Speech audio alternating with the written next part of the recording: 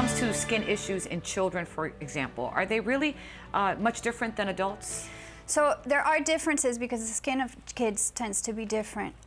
Kids tend to have more sensitive skin and they're more prone to environmental allergens and irritants. So where maybe an adult comes in contact with something and there's no reaction. Exactly. For kids, it's going to be different. So a lot of the times the kids will have that reaction. Kids also tend to have chronic conditions as children, and most of the times as adults, they grow out of these things, like atopic dermatitis. So in about 50% of the kids with atopic dermatitis, they'll grow out of it. And that's not necessarily the case all the time for things that happen as an adult.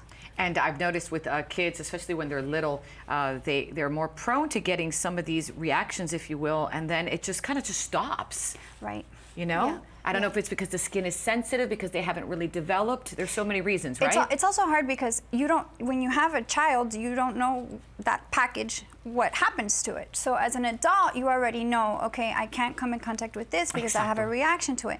And as kids, when you have a little baby, you have no idea. And they can't tell you anything. Exactly. Right. And then you start feeding the baby, and then all of a sudden there's a milk protein allergy, and that causes all kinds of reactions. And that's where it gets tricky, because if you knew, okay, my child is going to have this, this, and this, then you know exactly how to deal with it.